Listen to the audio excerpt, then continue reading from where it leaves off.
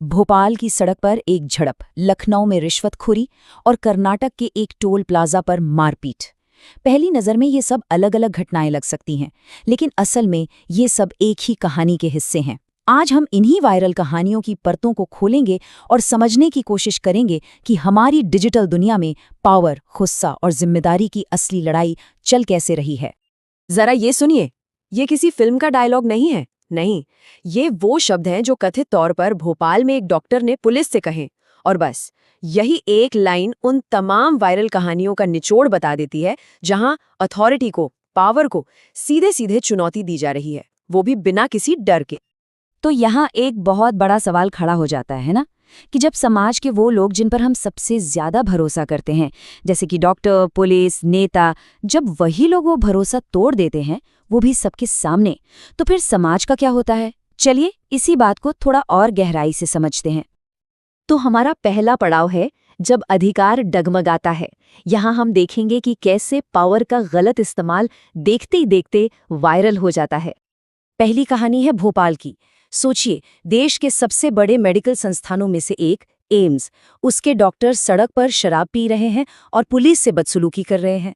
ये सिर्फ एक लोकल न्यूज़ बनकर नहीं रह सकती थी, इसने एक बड़ी बहस छेड़ दी कि हम उम्मीद क्या करते हैं और असलियत क्या है।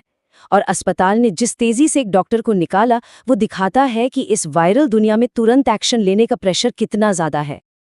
अब चलते हैं लखनऊ। यहाँ मामला सिर्फ 2 लाख रुपए की रिश्वत का नहीं है। मामला ये है कि कानून का रखवाला ही एक केस को दबाने के लिए पैसे ले रहा था, और एंटी करप्शन टीम का ये स्टिंग ऑपरेशन ये दिखाता है कि सिस्टम के अंदर ही एक लड़ाई चल रही है। एक तरफ करप्शन है तो दूसरी तरफ उसे खत्म करने की कोशिश भी है। और फिर कर्नाटक में यहाँ पावर का एक बिल्कुल अलग ही रूप देखने को मिलता है। एक बीजेपी नेता का बेटा एक टोल कर्मचारी को बुरी तरह से पीटता है। और क्यों? क्योंकि उस कर्मचारी ने सिर्फ टोल फीस मांगी थी। ये सड़क पर हुई कोई आम लड़ाई नहीं थी, ये तो रसूख का एक खुला प्रदर्शन था, जिसे एक वीडियो ने पूरी दुनिया को दिखा दिया। लेकिन रुकिए, कहानी का सबसे हैरान करने वाला हिस्सा तो अब आता है। आरोपी के पिता, जो खुद एक नेता हैं, वो इस हिंसा की निंदा करने की बजाय इसे सही ठहरा देते हैं। कहते हैं कि गुस्सा आना तो नेचुरल था और गलती तो टोल वाले की थी। सच कहूं तो ये बयान उस मारपीट से भी ज्यादा खतरनाक है, क्योंकि ये एक ऐसी सोच को दिखाता है जहां सत्ता में बैठे लोग खुद को और अपने परिवार को कानून से ऊपर समझने लगते हैं। तो हमारे पास एक डॉक्टर है, एक पुलिस वाला है और एक नेता का बेटा, सब अपनी अपनी जगह किसी स्कैंडल में फंसे हैं। तो सवाल ये है कि ये लोकल कहानियां पूरे देश में चर्चा का विषय बनती कैसे हैं? जवाब हमारे दौर के सबसे ताकतवर टूल में छिपा है। दूसरा पड़ाव, सोशल मीडिया का मंच। ये एक ऐसा अखाड़ा है जहां गुस्सा, मजाक, सच और झूठ सब कुछ हमारा ध्यान खींचने के लिए आपस में लड़ते हैं। जरा इसे देखिए, एक रील बनाने के लिए बीच सड़क पर बाइक से कांच की बोतल फोड़ना। ये सिर्फ एक बेवकूफ़ी भरा स्टंट नहीं है, ये उस अटेंशन इकोनॉमी का लक्षण है जहां लाइक्स और शेयर्स की कीमत लोगों की सेफ्टी से ज्यादा हो जाती है। और इसका नतीजा, आम लोग ही पुलिस से एक्शन की मांग करने लगते हैं। सोशल मीडिया पर ना सच खुद एक तमाशा बन जाता है। कानपुर का केस देखिए, एक महिला अपनी स्कूटी की फोटो डालती है जिस पर एक गाली लिखी थी, और इसे समाज की सोच पर एक कमेंट की तरह पेश करती है। लेकिन तुरंत ही कोई और सामने आता है और कहता है कि अरे ये फोटो तो पुरानी है, 1 साल पहले की पोस्ट से उठाई है। बस देखते ही देखते पूरी कहानी बदल गई। अब मुद्दा वो नहीं रहा जो लिखा था, बल्कि ये बन गया कि क्या पोस्ट डालने वाला सच बोल रहा है। लेकिन कहानी में एक और ट्विस्ट है। एक्सपर्ट्स कहते हैं कि गूगल का रिवर्स इमेज सर्च भी कई बार धोखा दे सकता है। मतलब जिस सबूत के आधार पर पहली कहानी को झूठा बताया गया, हो सकता है वो सबूत ही झूठा हो। ये डिजिटल धुंध का एक परफेक्ट उदाहरण है, जहां सच और झूठ का फैसला करने की इतनी जल्दी होती है कि हमें पता ही नहीं चलता कि फैक्ट्स खुद कब बदल गए। लेकिन वायरल कंटेंट सिर्फ गुस्से से नहीं चलता, ये अजीबोगरीब बातों से भी चलता है। जैसे कि इन्फ्लुएंसर नकुल धुल, जो कहते हैं कि पॉल्यूशन अमीरों की एक साजिश है। ये दावा ही इतना अजीब है कि ये आपका ध्यान खींच ही लेता है और आपको सोचने पर मजबूर कर देता है कि ये मजाक है, कोई गहरी साजिश है, या फिर बस एक सोशल कमेंट्री। और फिर वो अपने तर्क को एक बहुत ही हास्यास्पद मोड़ देते हैं। ऐसा करके वो या तो किसी गंभीर मुद्दे पर कटाक्ष कर रहे हैं या शायद सिर्फ एक रिएक्शन चाहते हैं। ये वायरल कंटेंट का दूसरा पहलू है। जानबूझकर दिए गए ऐसे तर्क जो बहस छेड़ते हैं और कई बार असली मुद्दों से हमारा ध्यान भी भटका देते हैं।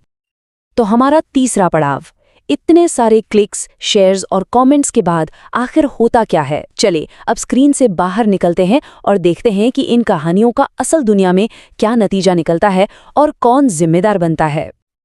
ये आईफोन चोरी की कहानी बड़ी दिलचस्प है। ये दिखाती है कि कैसे एप्पल वॉच जैसी टेक्नोलॉजी आज आम लोगों को जासूस बनने की पावर दे रही है। लेकिन इससे एक नया सवाल भी खड़ा होता है। जब एक आम नागरिक टेक्नोलॉजी की मदद से चोर को पकड़ लेता है, पर उसे लगता है कि पुलिस का रवैया बहुत ढीला है, तब क्या होता है? टेक्नोलॉजी हमें तुरंत न्याय की उम्मीद देती है, जो हमारा सिस्टम शायद हमेशा पूरी नहीं कर पाता।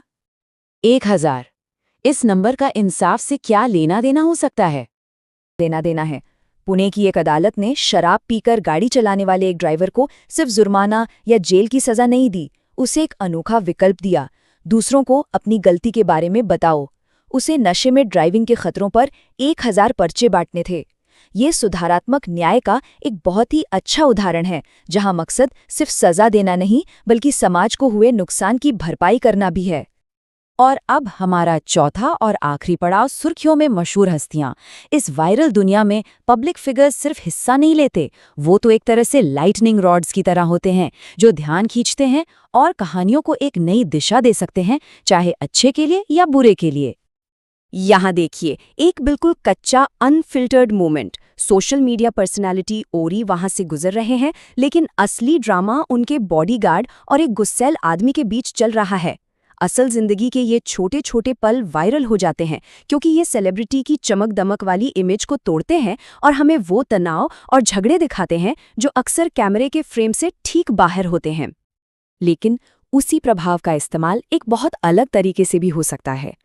दूसरी तरफ एक्टर विवेक ओबेरॉय एक पब्लिक अनाउंसमेंट करते हैं। वो अपनी आने वाली फिल्म की पूरी कमाई कैंसर पीड़ित बच्चों के लिए दान करेंगे। ये एक बेहतरीन उदाहरण है कि कैसे एक सेलिब्रिटी अपने प्लेटफॉर्म का इस्तेमाल ड्रामा के लिए नहीं बल्कि एक बड़े अच्छे काम के लिए कर सकता है और सारा ध्यान एक पॉजिटिव काम पर ले आता है। और जब डिजिटल मंच की बात आती है तो शाहरुख खान से बेहतर इसे कुछ ही लोग समझते हैं। ट्विटर पर उनके ask SRK session public image management में एक मास्टर क्लास की तरह होते हैं।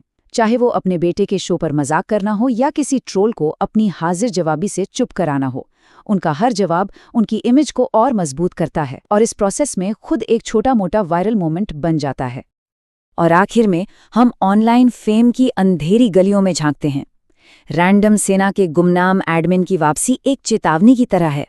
डॉक्सिंग के आरोप, परिवार पर हमले और दूसरे क्रिएटर्स के साथ वैचारिक लड़ाइयाँ, ये सब ऑनलाइन कम्युनिटी बनाने का वो स्याह पक्ष दिखाते हैं जहाँ पहचान छिपी होती है और गुस्सा बहुत ज़्यादा होता है।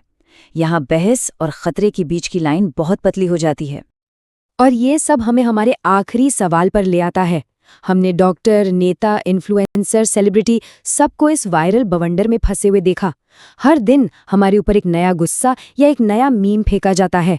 इस डिजिटल शोर के समंदर में असली काम सिर्फ देखना नहीं बल्कि समझना है। हम ये कैसे तय करें कि कौन सी कहानी सिर्फ एक पल का हंगामा है और कौन सी कहानी वाकई में ये बता रही है कि हम एक समाज के तौर पर कौन है और किधर जा रहे हैं? ये सवाल सोचने वाला है।